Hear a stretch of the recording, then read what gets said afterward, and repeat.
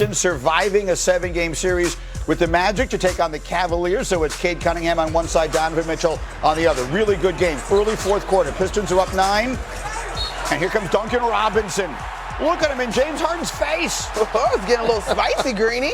Duncan Robinson would score 19. But now 6 minutes to go. Cavs are coming back. They're down just 5. James Harden, little floater. He had a personal 9-0 run. That ties the game. 5.5 minutes left. Cavs down 3. Harden, no. But wait a minute, Monica. We got a foul. He's going to make 3 foul shots. Landing area. Got to be smarter than that, Thompson. We got 3 foul shots, so we got ourselves a tie ball game. Next Cavs possession. Same score, so the Cavs with a chance to take the lead. So, Greeny, this sequence is where I think is the quintessential difference of this series. This is the defensive effort of the Detroit Pistons that can't be denied all year. And then you go down on the other end, Cade Cunningham puts you in a mixer. What's happening, Cleveland? Like, what is happening? Jalen Duren having a double-double was huge in this one. I can tell you what's happening, Vinny, is that Jalen Duren got 3 consecutive dunks on 3 consecutive possessions. Yeah, and for a guy who did not look to be as engaged early, he seemed to find it late. Making timely plays is what the playoffs are about, not necessarily the final number. Those 3 dunks to do it. Harden had a rough night numbers-wise, although he picked it up in the fourth quarter. Duren, 11 points, 12 rebounds. Pistons take game 1. Part of Cleveland's issue, and we didn't really see it there in the highlight because it's not easy to demonstrate in that context, but they had a real trouble holding on to the ball. 20 turnovers for the Cavs. James Harden had 7 of those while making just 6 shots. It's the 29th time he's had more turnovers than made shots in his playoff career. Overall, Harden has 43 turnovers in 8 games this postseason. Here he is after the game.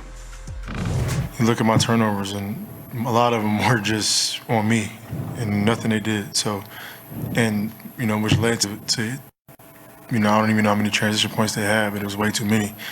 And, if I had to put my print on one thing on the game, that's the game right there. How many points they had in transition? How far turnovers? 20. 31. That's the game. It's nothing else.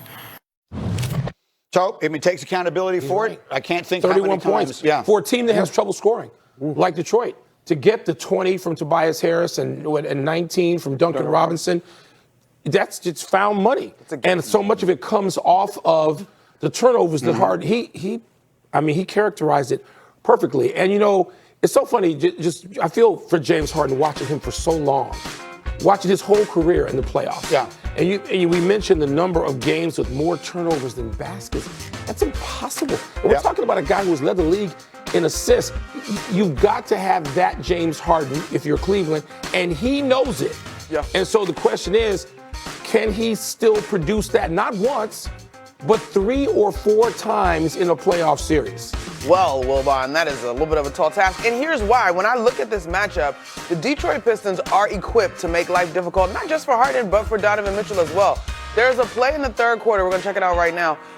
People forget, Cade Cunningham is basically an NFL quarterback that decided to play basketball. Right. Like, he's a big body. He can move. James Harden is not necessarily going to kill you with the quickness anymore. You got your leader, your star, diving on the floor, picking up a steal off of the other point guard who has been a multi-time all-star in this league. Like, that, to me, is the quintessential shift in energy and style that's a contrast in this series. James Harden has been in the league as long as Stephen Curry.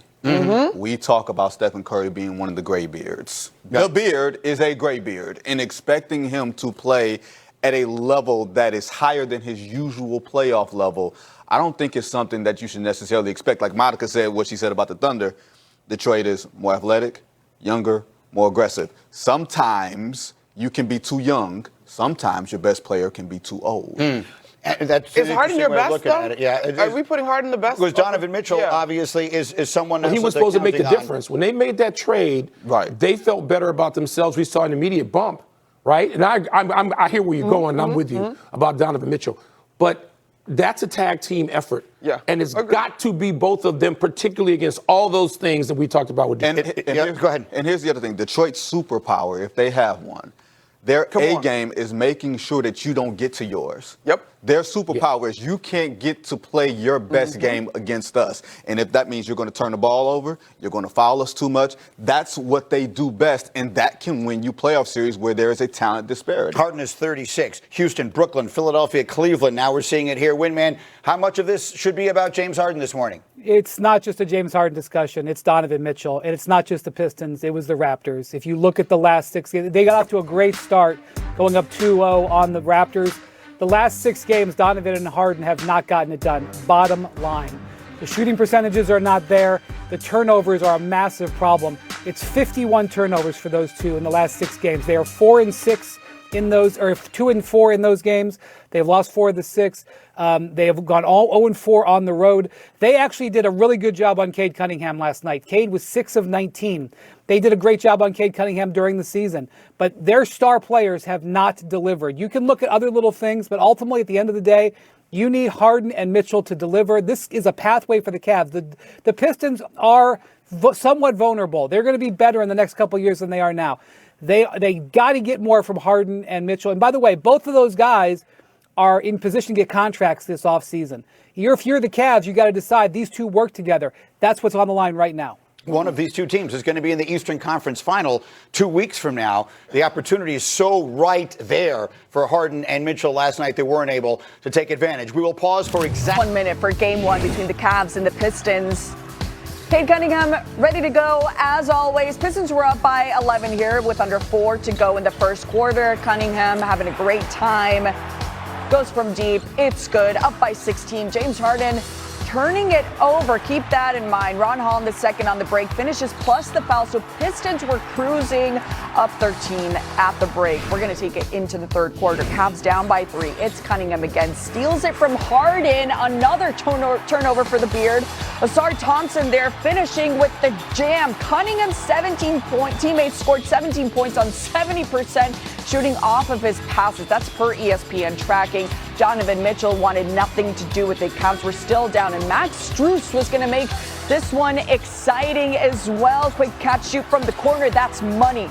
Cavs were down only by 3 early in the fourth. Jalen Duren now with the offensive rebound off the free throw. Duncan Robinson taking full advantage for 3. Got it. Pistons up by 9. It's Robinson again. Scores the floater plus the foul. Was so hyped he decided to yell in James Harden's face. Harden pushes him up. He wasn't having a good night at all. At least here it looked good. Floats went up and in. That was part of a 9-0 Harden run to tie it. Harden again working basically on his own. Drives it, floats it. Duren swats it away though.